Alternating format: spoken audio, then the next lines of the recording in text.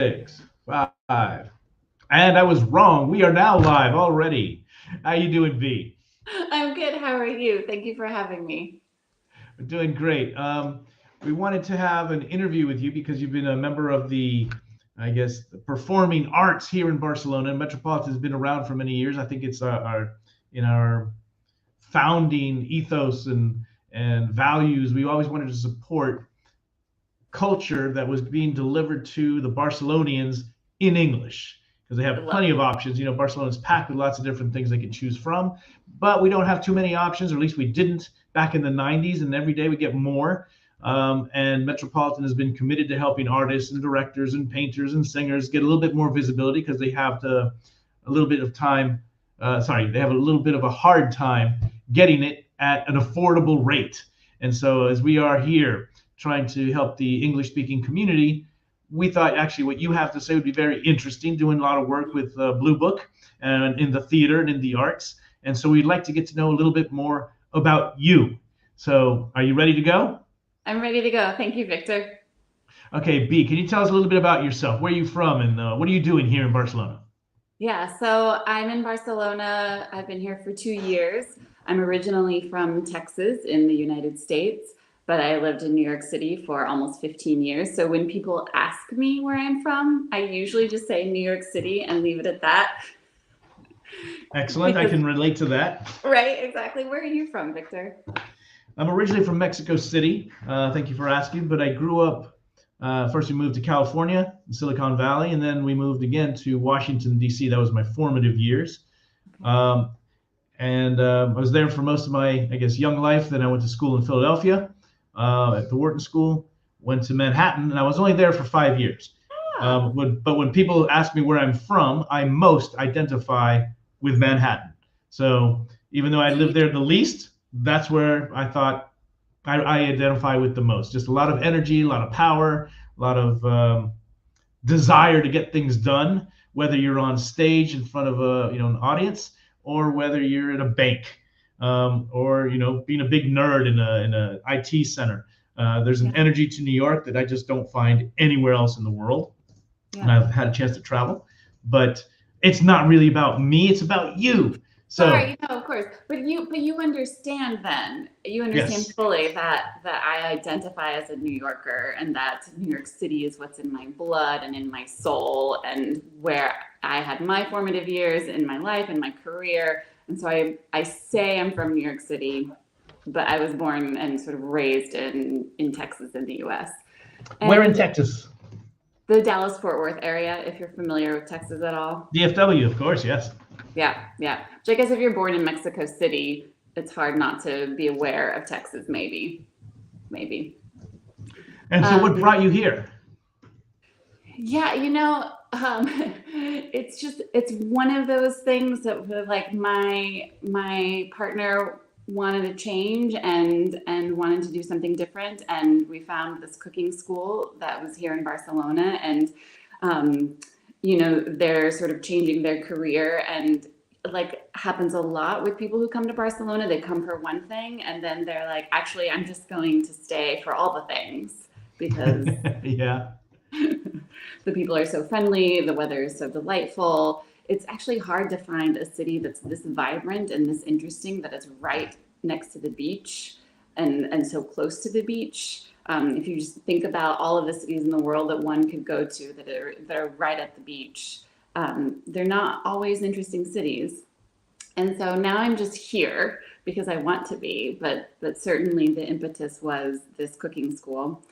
And the longer I stayed, when you first come to a place and you think it's not permanent, you don't Hmm. sort of dig in right away. And so I didn't dig into the art scene right away because I did not think that this was going to be a permanent change in my life. And Okay. over the past year, like I said, I've been here a little more than 2 years, I really started to feel like this was home. And that when I went back to the US, I wanted to get home back to Barcelona. And so this is feeling like home. And so for the past year, then I started to be like, you know what? I really want to dig into the community here, the arts and culture community and the scene here. So it's only been really the past year that I've tried to make friends in the arts and try to go see more and try to get into the scene a little bit more. Hopefully it's just the beginning. So B, we have so much in common, totally relating to what you're saying. Really? I came here thinking I was only going to be here. Actually, I came here because of the blizzard of '94. Were you in New York for the blizzard of '94 by any chance? I wasn't, but sounds epic. Oh, it was horrible. It was great. I love cold weather, but it was horrible in the following sense. I was at my office at a data center out in Jersey over by Giant Stadium, or I don't know what they call it now, but over in the Meadowlands. And we had all of the highways, Route 1, Route 9, Route 95. They had like 2 inches of ice on them. And I've never seen it happen. New York came to an absolute standstill. Logan was frozen, Logan Airport. LaGuardia was frozen, JFK was frozen, Philadelphia was frozen, Washington, D.C. was frozen. No flights. Wow. You can imagine what it's like. And we're not Chicago that's used to dealing with this. Maybe even Boston, Logan was closed down. And I'd never seen it. So anyway, I was in my cubicle, and I was there for basically a week.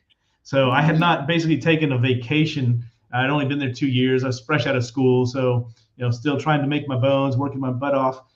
And my boss said, "You stink." Because I've been there for a week, my little cubicle. I had nowhere to go. Our employees couldn't come into work. And so what the hell? I didn't mind. I was new. I was young. I could do anything.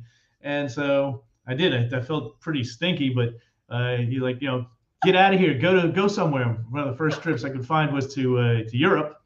And I arrived. It was palm trees.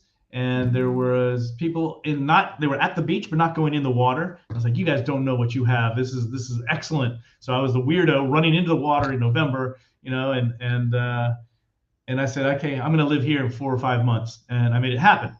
And so I moved here from the fast pace of New York. And so, yes, I totally understand. I thought I was going to be here for 2 years. I took a little bit different tack. Since I'm only going to be here for 2 years, I refused to learn I only wanted to learn Catalan because I wanted to learn another language. And I already spoke Spanish because I'm from Mexico. So I jumped in, and I didn't want to talk to anybody who spoke English. And I soaked in the culture, soaked in everything that I could. Became ultra Catalanista, totally all in for the independence because I love Barcelona. I love my new home. And then I just never left. Well, I did go back home for 5 years, but I came right back. And in those 5 years, I came like 3 or 4 times a year to Barcelona. Wow. But no, I totally understand the difference. I took a different tack, but now you're here. How long total have you been here? Just a little over 2 years total. Okay, so you're still fresh and new. Yeah, I think so. Okay, good. 2 years is nice. Usually the newlywed period, that halo effect of people falling in love with Barcelona starts to let go after 2.5 years. So really? We're here for you.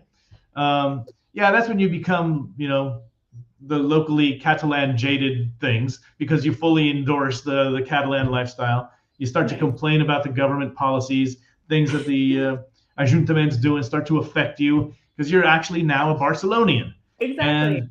And things that didn't bother you so much because you figured, I'm going to leave. This is not a big deal for me. Now it becomes a deal. We don't have driver's licenses. You want to get into schools. There's so many different things that kind of transition you. And is your partner from here? No, also from the U.S. So we're both still in the halo. What do you call the newlywed phase or the halo effect phase? Yeah, we're still both Barcelona. So maybe. I've got your phone number. Maybe when it starts, I'll call you and be like, help me. What do I do? Well, I'm president of the American Society of Barcelona. I've been there since 2007, always trying to help people who have chosen to move to Barcelona kind of integrate into the city. So we can extol the virtues of the Barcelona like any very proud Catalanista, and we can bitch about the incompetency of the government, the high tax rates, the frustrations. They don't accept our driver's licenses like any annoyed Geary here. So it's like when when somebody insults your mother like you're allowed to say whatever you want about your mother, but no one else can. It's like, are you getting to that phase where like you can say all the good and the bad about Barcelona, but if someone from the outside comes in and complains, you're like, no, it's a beautiful place. See, man, we are connecting, B. When I got here, I was not yet a U.S. citizen. I was only a resident. I grew up there, but I was very proud of being Mexican. And even though I was, because I was Mexican, I always had these perspective of like a typical Mexican guy and my complaints about the United States, right? So then I moved here and I started talking to other people and they started, bitching about the United States and they were saying the same things that I felt. And yet I got pissed off. I'm like, oh my gosh, I'm American. I felt like the need to defend a country of which I was not even a citizen yet. So I was here when I decided I wanted my U.S. citizenship, and I got it. And I went back, and I was very proud of my U.S. citizenship. So it annoys me when Americans come here and start bashing my country because they don't know what it's like. I've been in Europe now 27 years, so I understand how we tend to idealize a lot of Western Europe. Some of it is cool, but otherwise, it's a mistake. But once again, I'm kind of getting into my life. I'm just surprised how well we're connecting. So you came here. It was for cooking school. What were you learning to cook? Well, it wasn't me. My partner was learning to cook, so I was just kind of hanging out. Oh, okay. Well, that's an even better deal. Even better. So, I've been going to language school. I'm trying to learn Castellano and Catalan, and that's sort of like maybe a mistake to try to learn both at the same time. That's tough. It's really tough. I wish I were better. I should be better.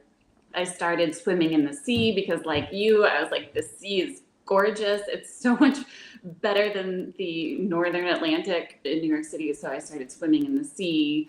I have taken on some projects remotely that are still in New York City and also in Europe. So I still was able to work a little bit remotely. Met some really, really great friends, went to the beach a lot.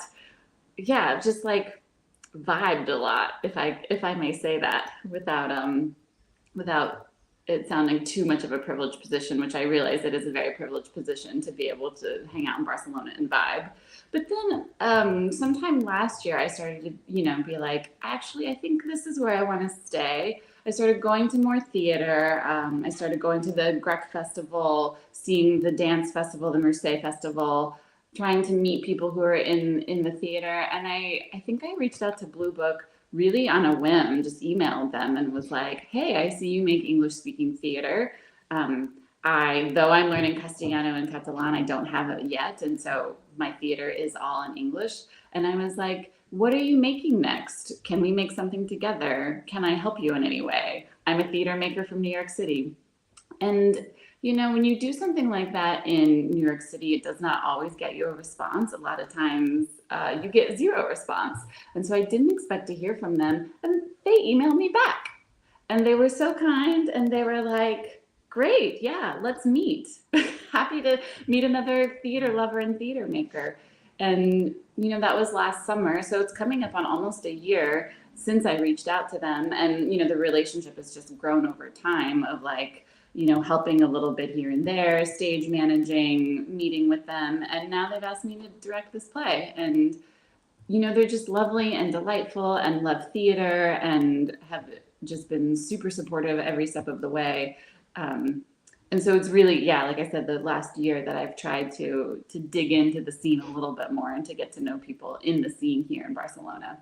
So here's the first question I want to ask you regarding, I guess, your experience here. What are you most proud of in your career? Because you've mentioned you're directing this theater. What else have you done that you would like to kind of showcase for us? Yeah, sure. I was a co-executive producer of a brand new theater festival in New York City that premiered this past January, so this January of 2024. Are we in 2024, Victor? First quarter's gone by, dear. And I did a lot of it remotely and also went back to, and so I'm very proud of this brand new theater festival that never existed, that, had its inaugural year. It is very, very difficult to get something off the ground in New York City. And I had amazing co-producers with that. And so I'm very proud of that. I'm proud that I have a career at all. It's not an easy business to have a career in. Yeah. And, I'll just speak from the I, of course, for myself, because I know all fields and all businesses are probably very hard to have a career in. And this is just the only one I've had and that I know of, so I'll speak from that perspective. But it's really hard. It's really competitive in the US and probably in Europe as well. But in the US, it doesn't pay a lot. It's usually nonprofit. It's usually for a lot of your career will be volunteer until you get enough clout and experience where somebody's like, oh, we'll pay you for this thing that other people will do for free because they love it. So it can be hard to have a career in the arts. A lot of times it ends up being a hobby, and that's valid and valuable. And I don't fault anyone or look down on anyone who must make the arts a hobby just because it's so hard to have a career. So just the fact that I have one, I'm really proud of. I've had one since I was, 20, 21 years old. And so we're going on almost 20 years that I've had this career Wow. Okay. in Texas, in New York City, and now trying to here in Barcelona. And I love having a career and a life in the arts. And so I'm really lucky. I'm really privileged. I try never to take it for granted. And yeah, I'm really proud of it. Well, that brings me right into the other question is, so what is the difference between working in Manhattan and here or other places that you've been? Other places. I think you actually hit the nail on the head earlier with just like the energy of Manhattan, the energy of New York City. It is really hard to describe for someone who hasn't been there. And look, I'll be the first to say I have not been all over the world, so there are likely other cities that have the same energy. So just speaking from my experience in the, cities in the Americas and in Europe that I've been to, is the energy is really alive. It's really intense, sometimes in a bad way, but also in a really good way. And people come to New York City to have a career in the theater. They come to New York City specifically for that. And so that is the passion and the love of the arts and the skill and the talent is amazing across the board. Every city I've been to, skilled, talented, vibrant people who love the arts. The thing that makes New York City a little bit different is that people specifically go there for that reason. And so it creates, maybe I would say the stakes can be a little bit higher sometimes, and so it can be a little bit more intense. But you form these, communities and pockets of people who stay, who really want to make it work and make a career in the theater work. And so you end up sort of growing up, or at least I did, with a lot of other people, over a decade of folks that were interns with me who are now running theaters. And so being able to grow Yeah, up, that's so cool. it's so cool. And just I had a coworker at the bank with me, and her passion, she was head of like quality control. She was a really great developer, and yet her passion was in the indie theater, and she was total hippie, absolute like tree hugger, granola they used to call her, total weirdo, but an absolute sweetheart of a person. And then she said, you know what, I'm leaving. I decided I want to follow what I want to do instead of having this nice cushy job where I make a lot of money. And she moved here from Atlanta of all places, here being New York. And then she actually made it pretty big. She was doing movies with Richard Gere. She was doing all these, she's got all these like a cadre of people that she's done, very famous people. And I never thought that she would have such an impact because she was kind of laid back. She was easygoing. She's a lovely, lovely person. And yet all of a sudden, because I started to go to, I always went to what she liked to see and some stuff that she would be involved in. I lived in Times Square. So I was right at all of the theater.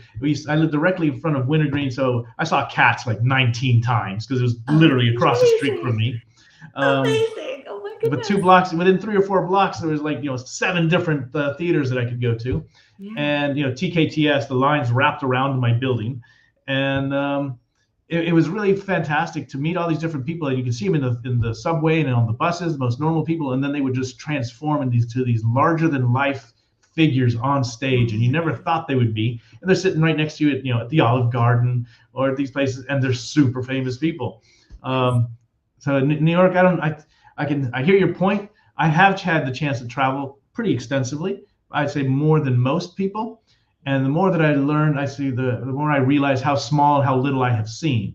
But Mm-hmm. as soon as I land at JFK, or if I drive in from Philadelphia, anywhere near New York City, the moment I can see the Statue of Liberty or the Verrazano Bridge, I just my blood just starts pumping and going harder. So I've always thought I would move back, but here in Barcelona, I keep saying I'll be there in 2 years, and I just keep staying here. It's the weather's fantastic, and but somebody who's like you, who has experience, because I'm just a novice, a patron of the arts because I like to go. Yes. But what do you look for in a good theater? Yeah, goodness.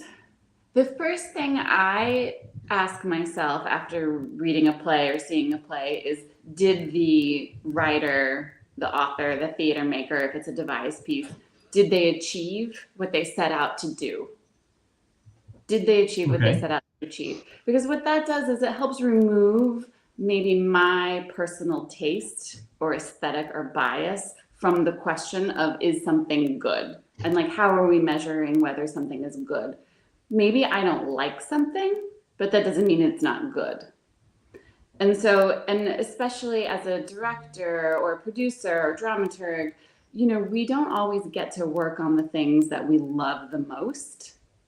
And we have to be able to work on really anything. Sure, there's people in their careers who can say no, no, no, no. And maybe there are moments where I should or would say no.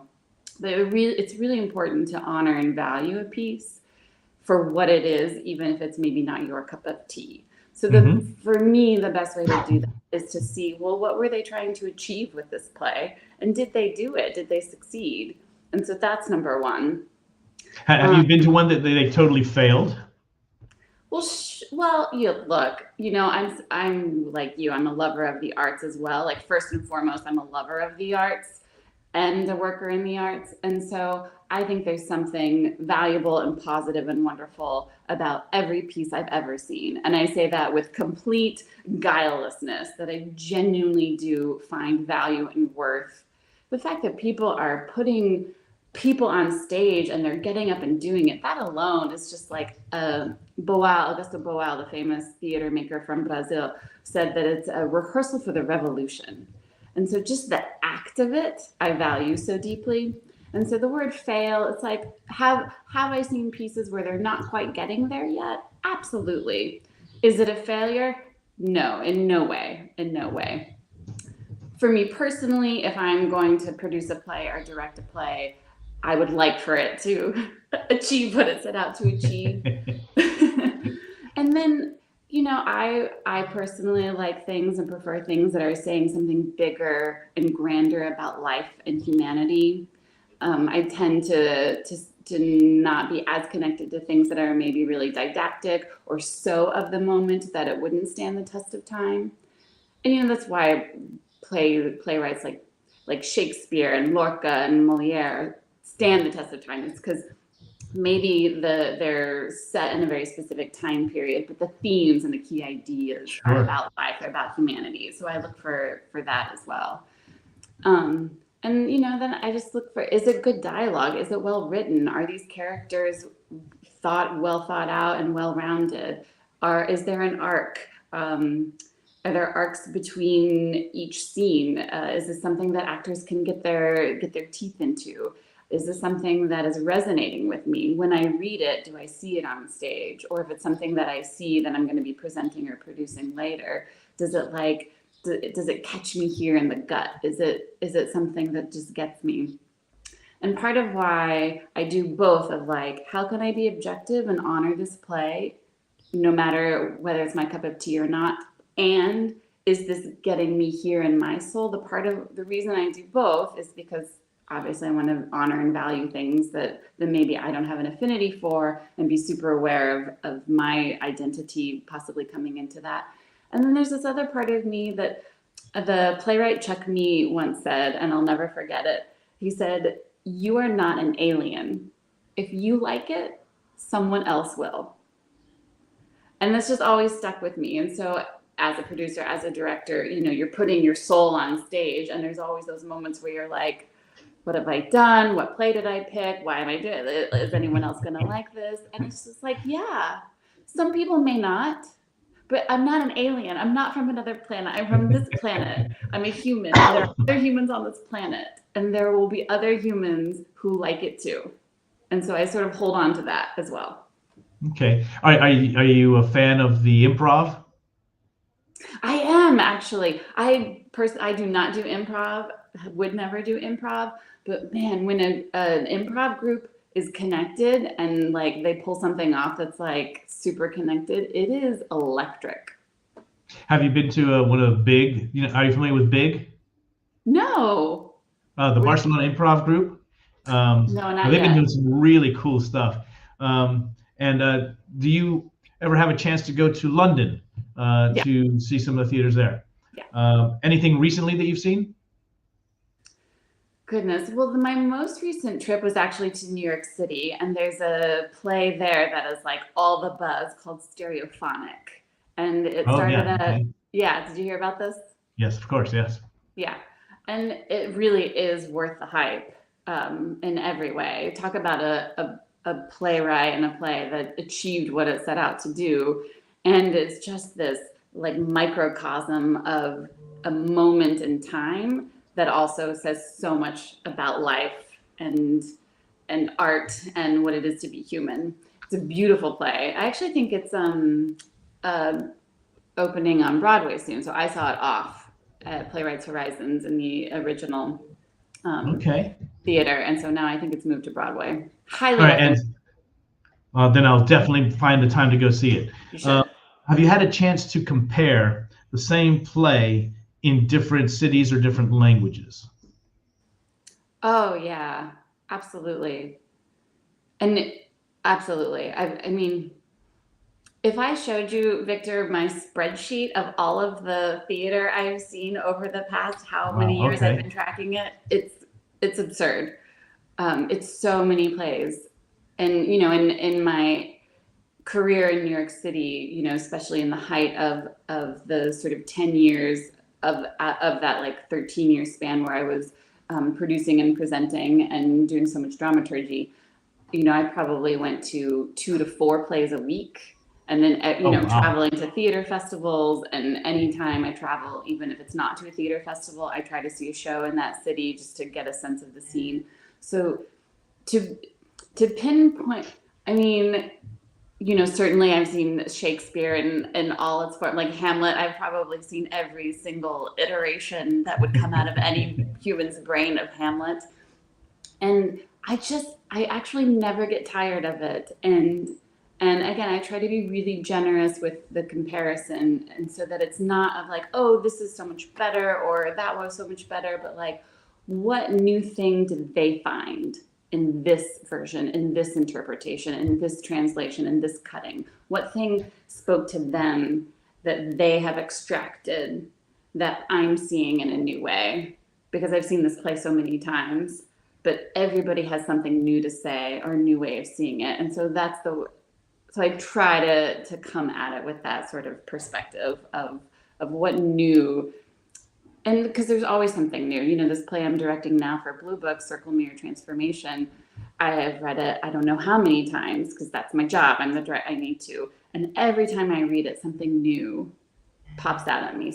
I see something new. I understand something new that I hadn't before, that I'm like, how did I miss this? I've read this play so many times, and there's just always something new, especially if it's a good playwright. And Annie Baker is a good playwright. Shakespeare is a good playwright. These authors that have so much underneath the text, and their characters are so connected. Nothing is left to chance. Everything makes meaning. And so if I end up seeing a play that I've seen elsewhere in a different production, I really try to approach it with that, like, what new thing can I glean from this version? So you're much deeper than I am. I recently I have a mentor. Love this man. I have a bromance with this guy, and he told me come to London. And so I said when? He goes tomorrow. Okay. So I went, right? And so I went, and I thought I was gonna. I had the privilege of spending a few hours with him because I love this man, and he makes incredible amounts of generous time to see me when he's in Barcelona or when I go there. But I hadn't been to London in 5 years. Basically, December 31st, 2019 was the last time that I was there, and I went, and he said he was going to culture me. So he's gonna mentor me, talk about business stuff. But we walked around and it was raining and it was so cold. But we put in 23,000 steps that day in the rain, and we saw like 4 or 5 different what do you call these things, like museums in the single day. It was insane. He took me to over Cromwell's house, or to so many different places. And then he said, I'm gonna treat you. I'm gonna take you to see Hamilton. I was like, oh, how cool. And I thought about going, but I just couldn't afford it. It was just expensive. And so we went. And then he says, I want your thoughts, because you know that I lived in New York. He's very, very British. He's Irish, actually, by birth, but grew up in London. And then he told me it was the 6th time he had seen it. and first, I don't really consider him to be somebody who's a big fan of rap, but he's like a freak for it. He loves it. And so he was hoping that I could comment on the accuracy of U.S. history and the Revolution and different positions and takes on it. But he'd seen it so many times, and he'd seen it in New York. And he was comparing the energy of New York, and he's a very proud Londoner, but just New York's at a different level. And when you start to approach, rap in New York, there's just something. He goes, maybe I'm just biased, but I haven't really had a chance to see too many, or I've maybe seen 2 different types of plays in different places. I saw Tartuffe, I think, in Paris. I've seen it in London, and I've seen it in Mexico City. Amazing. And my wife, she's a huge fan of the Old Vic, so we would go and see. She's not a fan of musicals, just in general. She's not a music. And I found that most people who are real serious theater people, they mock people who like musicals, and I'm the musical. I love musicals. I just go and I'm happy. I love to see it. I love the performance. My wife she's a little bit of a theater snob, so we don't do usually things there. But we went to see, what is this guy's name? Oh shucks, it's my wife's favorite actor. He was in the House of Cards. He got into trouble recently because of his legal Kevin Spacey. And he was the protagonist in Richard III at the Old Vic. And wow, it was really intense. I've heard. And I didn't realize that she was such a big fan of his. So we went to see a number of different things that he was doing there. But I haven't seen too many performances here. I've been here 27 years. I've maybe gone to 10 in Barcelona. So I'll see more in London or in New York, even though I don't live there. But it's interesting to see how they do it differently, or if they're going to perform it in their own language, or they do it in English, even if they're in another place. Yeah. And so I went to one of the Blue Book things, and I was really impressed with the edgy nature of the stuff that they like to do. A little bit, I think, weird is an inappropriate but not an inaccurate term, but it's edgy, it's different. And sometimes when I see people performing in English and it's not their mother tongue, I have even more respect for them. So much. Because it's got to be so hard to do these things. And it's not easy to find plays in English in Barcelona. So it's one of the reasons I really like to support the Blue Book people. Eileen, I love her. She's kind of crazy, but I love her. And she's kind of nutty. But there is we always want to be supporting these things because it's hard to find them. And I do have some friends. My head of sales, he would do 2 or 3 theater plays a year. And he would just do it on, as a side thing. He was also a radio DJ and all this other thing. And his wife is an actress of some acclaim here in Spain. She loves theater, but mostly she gets nationwide TV gigs. And that in itself is hard to get. So, and they're right here in Barcelona. And they put on all these different plays. They do Mexican actors. I was like, I'm from Mexico. I don't even know who this person is. Anyway, just kind of getting into that. And so, when you transitioned as to a director, what did you think was your biggest challenge, and what makes a great director of the arts? Oh, it's such a hard question, and it's such a good question. And I will answer this question by saying I don't know if I'm a great director, but I will say what I think would make a great director, and what I'm trying to do in the room is I think a great director listens very deeply. I think they really read and understand the text very deeply. And I'm referring to directors of text-based work in this moment. There's certainly a lot of directors who are working more in a devised ensemble way, and I'll leave that for a moment and just talk about text-based, since that's how I'm directing right now. I really see myself, and I say this to the actors all the time, as a doula for this play. And so Annie Baker wrote what I think is an incredible play. She's a gorgeous writer, and I want to honor that text as much as I can and put that text on stage. And so I really see myself as a doula for that process. And so I try to get out of the way as much as I can and let the text do the work and let the actors do their work and facilitate that coming together, facilitate the actors understanding the text.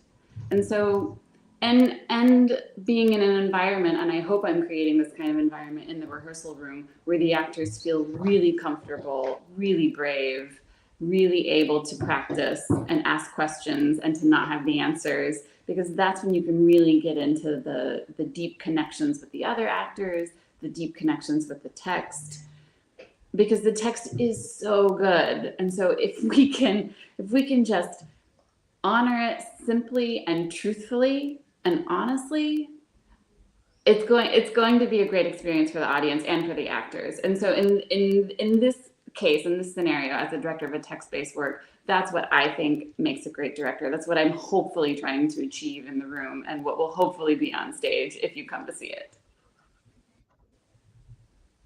You will come. Then my next question is, I will come, of course, is what exactly is a playwright, and what are good questions to ask a playwright? I ask this so that people who don't know what a playwright is can understand it properly. So if you can address that one first, and then what are good questions? Yeah. A playwright is simply an author of plays. And there are a lot of writers out there who are multifaceted. They are authors of books, of essays, of plays. And so they may consider themselves a playwright and other things, or they would maybe call themselves an author and include plays in that. But in the theater world, when we're talking about the writer, the author of the play, we call them a playwright. And yes, it's spelled oddly. Like, why isn't it W-R-I-T-E? That was a question I was going to ask. No one knows. And so, if I'm working with a playwright who still has a piece that they're developing, because I've done a lot of work as a dramaturg, it really depends on where the playwright is in their journey. But, some of the questions I'll ask is, why are you writing this? What inspired you to? What are you trying to say? What do you want the audience to think or to feel as they're leaving the theater? Most playwrights, they know where in their play they're struggling. And so there's sort of a little bit of like, where do you think people are confused? Where do you think needs work? What do you think needs to be cut? Sort of just like digging into the things that they already know about their own work is really useful, to just have that sort of mirror reflected back at them. But if it's a play that's already written, like we have a circle mirror transformation, I mean, there's some things I want to ask Annie that I wouldn't dare, of like, why does this specific moment have a specific thing? Like, I don't understand, like there's just things that I'm still interrogating and still figuring out for myself, of like what it means within the play. And like the easy way out is to call Annie and ask her, but like the work of the director is to like understand it and make the meaning with the actors, because it's there. Annie didn't leave anything to chance. She didn't leave anything out. It's a beautiful play, but there are definitely a few things where I want to be like, what, because like lines will get cut off. How playwrights will do that, sort of like a character starts to say something and gets cut off, and it's like every time there's a couple words and then nothing, I'm going to be like, Annie, what in your head were they about to say? Okay, yeah. What's the missing text here? Let's see. I've thought these things before too, but I didn't really think about it now until you mentioned it. Right. I always want And to know. on that subject, asking questions more about the theater. When I hear the word companies, I've had people ask me, what does it mean that there are resident companies in, like, I guess when you were in Dallas, whether it's the Black Dance Theater or the Martinez like ballet. What does it mean to have a company at a theater? Yeah, yeah. So, and I work with a company in New York City that is a resident company. And, they'll take various forms. And so I don't want to speak for everybody, of course, but in general, it's usually a group of people, whether it's dancers or actors, who are a lot of times on some kind of stipend or retainer or some sort of like regular payment that are paid to be this sort of ensemble or company of dancers or actors that are like make regular appearances in the plays, in the dances, and they rehearse together, particularly for dance, because there's so much research that goes on that's movement based. And so when you do that much movement research, you really need those same dancers to like always be working on that together to develop a piece. With theater, a lot of times the work starts with a text, and so you sort of like go into rehearsal for a specific play. And the idea with a company is that a lot of those company members are going to fill out the roles of whatever that play is. And yeah, sometimes you have to supplement with other actors from the sort of outside, depending on like who's available or if you have more roles. And then a lot of times that theater company will kind of pick plays with the company in mind. Like, are there roles for the company? Is this an ensemble piece that the company can do? Is there a role here for this person who maybe didn't have a big role last year? And so they'll sort of like pick things thinking about the company. And then usually that company is also paid separately, at least in the US, for the work once they get into rehearsal and they get into performances. And so they get their sort of like stipend or retainer to be called a company member, which is not enough to live on. But they'll know that probably there's regular work throughout the year. I see. Well, that's what I thought, but I wasn't quite sure. And then one of the things that Steve pointed out to me, my mentor, when we were watching Hamilton, he's like, the person who played this actually was another character in the same play last month, and actually that same character, the same person, did two different roles in the theater. I don't know if you've seen Hamilton, but yeah. There are two different, I guess, eras within it's a 2-act play, so it was in different parts, but I think they were both in the same second act. I was like, wow, this person had the amazing versatility to do and to pull it off, because I didn't notice it until Steve said, hey, that guy, or that woman, she actually sang a different song last time I was here. And so I think it's kind of cool that because I like the other one more because of such and such. That's people who are like so clued in. I'm envious of that. They are so, I guess, aware and sensitized to what's happening on the stage and what's happening behind the stage and everything that goes into it. I think that's fascinating. It's so cool. And when did you first develop your interest in theater and dramaturgy? Where did this come from? Oh, it's so cliche. I think it's always been there for sure. I've always been a lover of stories and of storytelling. So I love to read. I love books and novels and television and movies and telling stories. And just that love of storytelling has always been there. And then, when I was a young child, I would go to the theater a lot with my dad. And so this is in Dallas-Fort Worth area. And so we saw a lot of theater together. And it just like, I was just knocked out every time. And I loved it every time. And so I come to the theater as a theater maker. I come to it first as a theater lover. I think maybe you do too. Like, you love to go, you love to see the stories on stage. And there's something really, really special about the form of theater, the theatrical form, that I believe you can do things within that form that are really interesting that you can't do within other forms. And I always use the example of the dancing velociraptors. Okay. Because I saw a piece once, a play. It was a play with music, so not a musical, which there's the distinction. We don't have to Yeah. go into that. It was a play with music. And there was a moment, a scene where a bunch of the actors, the characters in like full like business suits put on these giant velociraptor heads and did a tap dance. And it sounds ridiculous, but it worked. Like they earned it. Like Yeah, yeah, things yeah. like that don't always work, but if you earn it, if you set it up and you actually earn the right to do that within the play, it works.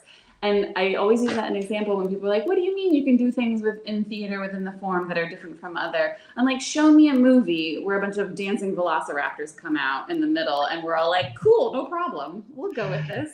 Maybe Monty Python is all I can think of. Maybe exactly right. It's a it ends up being a spoof, and so things like that you can do in theater, and you can play with time, and you can bring in otherworldly elements, and you can break the whole thing in the middle of it. And as long as you've earned it, as long as you know what you're trying to achieve, as long as there's a reason that it's happening, the audience will go with you. And you can do these sort of extravagant, maybe ridiculous, very interesting things on the stage that I feel like are less likely or less accepted in other forms. And so that's also part of my interest in it, is I really love to do those interesting theatrical moments, which there's a little bit of that in Circle Mirror Transformation. It's a very realistic play, but there is a moment of taking license with the theatricality and asking the audience to come along with us. And so hopefully we bring you with us.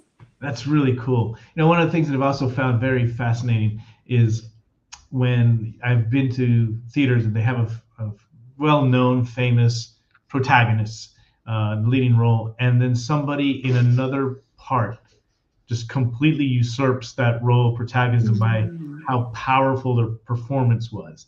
And I never saw that. There was I can't remember the names of who they were, but they were big actors in New York. And it was, again, another silly, I say silly, I don't want to demean it, but a musical. And it was, Lord, Beauty and the Beast. And the person who played the French candelabra, the candle guy, he just took the stage by storm. Now, it wasn't Belle. It wasn't the beautiful guy who was also a beast. It was the candle guy. I'd never seen anybody take so much protagonism away from the main two characters just by the power of how well he did it. It's a great role. And there was another one. Was it Miss Saigon? I can't remember. There's so many because I lived right there in the theater district, and we were going up constantly. And there were so many times where they hadn't, I guess, sold out, and TKTS wasn't really selling everything, and so we just kind of go at the end, right? See if there's anything available last minute, and if you have an open mind to go see stuff, you'll see things. I went to see Stomp that way. I went to see Rent that way. I went to see the Blue Man Group that way. And unusual stuff. I didn't know what Stomp was about. Never heard about it. And I went, and then I saw these people with their brooms and stomping around the stage in unison. It was cool. Yeah. I don't know how else to do it, but I would have never thought somebody could make an entire performance out of that. And exactly my point. Exactly, you get it. And then if you had a dream ensemble and no financial constraints, if money was not an issue, what 3 shows would you want to produce at a professional level, and why would you want to do it that way? And why? Okay, I've been trying to think about this because it's just like all of them, everything. So I'm going to start with Starlight Express. Okay. Unusual. I like it. Thank you. But and I actually think maybe this is coming to the UK, and so we may actually get a chance to see this, but can you imagine that piece with like money being no object? Like just the extravagance and the joy. And I'm also a roller skater. I'm a roller skater. Like it's a hobby of mine. And so I've like that would just be a dream to do this piece with roller skating and all the money in the world. So like, yeah, definitely Starlight Express. And then, I'll go sort of a little bit more old school. And I, I think I really just like fully costumed, beautiful Romeo and Juliet. It's a beautiful play. I think sometimes, if you don't double up any of the characters and you do the full cast that Romeo and Juliet calls for, and like full costumes, like in period, it's just lush and beautiful and gorgeous. It's obviously a lovely play, and so I would love to see that. A no money, no object, fully costumed Romeo and Juliet. And then the last one I'll say is I just did a reading. I just produced a reading of this play called The Verge by Susan Glaspell. And Susan Glaspell is an, unsung, undersung woman playwright who actually discovered Eugene O'Neill and has this incredible career of her own. And, she is not in the canon. She is not mentioned. When you think of Eugene O'Neill, you don't think of Susan Glaspell. And so it's just an example of how so many women playwrights have been forgotten over time. Certainly it's a problem for many oppressed groups that their work has been not held up or not stood the test of time, or they have not been remembered in history. And so Susan Glaspell is one of those. And she wrote this gorgeous play called The Verge. It's very vibrant and verdant and interesting. And again, I just produced a reading of it in New York City. And I think that would be it would just be amazing to do a full production of that with, money being no object, especially because the play just hasn't gotten its due. Like, we've all seen all the Eugene O'Neill plays, but have you seen a Susan Glaspell? No. I haven't either. And so it would be really lovely to bring her into the canon. Well, I think that's fascinating. We might have to have one of our writers contact you, because the subject you just mentioned is near and dear to our hearts, which is particularly trying to identify women who have not been given their recognition in their respective fields, whether it's in science or math or, I don't know, startups, investing. And we, of course, my wife, who's a big fan of the arts, always talks about it. And I don't have enough knowledge to be able to discuss intelligently people who have produced plays and either had to have it under a pseudonym or given the credits to men who then the play was actually very well known, but they would not have gotten the light of day had they known that the person behind it was actually a woman. And that we love to discuss these kind of stories and elevate them, give them some recognition. But my knowledge is pretty embarrassingly low on who this might be. So maybe we can talk to you about this, and that might be an interesting thing. I had something else that I wanted to ask you. Yeah. Have you ever taken a book and then have it transferred into a play? So I'm thinking something like, my wife's favorite author is Milan Kundera. And of course, when you're going up through theater, The Eternal Likeness of Beings, like done in every high school that I've ever known. But I've never actually seen the play myself. My best friend in London, he became, I guess he was stage manager for it, and he used to mock it because everybody apparently, I didn't even know who Milan Kundera was, but I knew the play. And then, have you ever directed something that's been written in a book and then put up on stage? Yeah. I actually just worked on a piece last year. I was the dramaturg for co-director dramaturg of a sort of theater dance interpretation of Masque of the Red Death, which was really, really interesting. And, I find a lot of times those novellas can work a little bit better because theater is a very, very inefficient form of storytelling.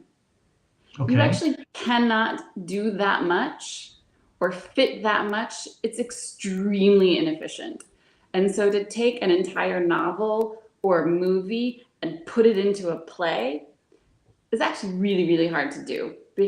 And you don't really realize how inefficient theater is until you're trying to do something like that. Or if you think about the way theater, any plays that you've seen of just maybe how quickly jumps in time have to happen, or how you have to fill in all of these creative gaps if it does sort of like span a really long period of time, or like the play that I'm working on now, Circle Mirror Transformation, it's a very simple play. It's a very simple story. It's saying really big things about life and what it means to be human, but it's very simple. And it's still going to be like an hour and 45 minutes for us to like simply tell the simple story of these 5 characters. It's just an extremely inefficient mode of storytelling. And so the novellas can tend to work a little bit better. This is why, if you have a movie that you love and you try to go see like the musical version of it, you may be super disappointed because of course they can't possibly capture everything. How could they? Even if and the musical will be longer than the movie. And you'll notice that like they can't get it all. There's just no way. There's so much storytelling that happens in films that's just like these quick cuts. You don't realize how much story is being communicated in those quick cuts that you just can't do in the theater, or it's not the form of theater. So I'm rambling now, but yes, the most recent one I did was Mask of the Red Death, and that was really, really fun to do. It's an Edgar Allan Poe novella. Wow. Okay. And do you get a chance to see theater in Catalan here? Yes, I do actually. And I find it to be a really, really interesting experience because I don't understand all of the words. However, so much is communicated through the body. And, certainly with dance, obviously, but even in theater, when it is mostly text, so much is communicated through the body, through relationships with characters that usually, I'm going to say usually, I can, especially if I sort of look up in advance what the play is about, or if it's not super complicated, I can usually follow. And I really enjoy that experience actually of having to be so clued in to what is happening physically on stage, what the relationships are, what I think is happening between characters, the movement of the people on stage, rather than only relying on the text. I find it to be a really interesting exercise. Oh, that's cool. I did get to, I used to see it more, and I've been, I think, consciously chosen to support theater in English, which limits me, dramatically. This is why I really like what the Blue Book's doing. But there have been some really awesome ones. The Odd Couple was actually quite funny, and I watched it in Catalan. And if you've ever, I find this kind of like with my daughters because they know by heart every line to every episode of The Office. They're very young, and so when you see it in the British version, when you know exactly what they're going to say because you know it by heart, it's already kind of funny to see how different it is. You can start critiquing whether it's better or worse. But when you go to see it in another language, you almost have to. It's demonstrating that you've mastered the language because, as you say, you can get a lot from nonverbal cues. But if you don't know Catalan, you're learning it in Catalan. I loved it because this was telling me that my Catalan was very good, because I do know a lot of Spaniards that had come to see it because it was a good play. They were not catching on. So my level of Catalan was better than a lot of Spaniards who weren't from here. The vagina monologues I saw here in Catalan. Cool. And kind of a different take. But then there's these people that are on the top of the Ramblas, and another one over in Urquinaona, these theaters, and they're the same people doing so many different plays. I thought it's awesome to take on so many different roles. But anyway, I've loved chatting with you. Is there anything else that you would like to share? I mean, just come to the show, come see Circle Mirror Transformation. We're at Theater Reval in June. You can go to Blue Book's website to get more information. The actors are incredible. They're working really hard, and we really want to share it with people. So that's all I would say is please come. Okay, starts in June. And yes. Where can we get tickets? Yeah, so that's a great question. I believe this is where I'm like, I'm not the producer of this one. Don't worry about that. I'll put it into the text associated with the different links. But can if I go, can I get your autograph? Can I get a selfie with you there? Absolutely. Yes. Anyone. Yes. I would be delighted. Maybe I want a selfie with you. Maybe I want your autograph, Victor. That would be an honor. Anyhow, thank you so much. It's Thank lovely you. chatting with you. I would love to meet you and have you come to our different events. You know, Yeah, at the American Society of the Expat Happy Hour is a great place to promote it. great. Also, another organization. Do you do anything with the Barcelona Women's Network? No, but I can. I will. Put me in, coach. Okay, every the first Tuesday of every month they have their meeting. I will invite you to the next one because I usually go. I'm usually the only guy surrounded by a sea of cool women, Cool. um, and they're very supportive of the arts. So I think it would be a Amazing. really nice place to go. And also another group that does a lot of work helping promote it is, of all people, the Democrats Abroad. You think there's a lot of lefties out there, and they're very Yeah. supportive of the arts. Of the arts. Yeah. And I happen to be president of the Democrats Abroad group now. And I know I'm talking to a Texan, so that's a kind of a dangerous area to go. No, I'm But a New Yorker. I'm a New Yorker.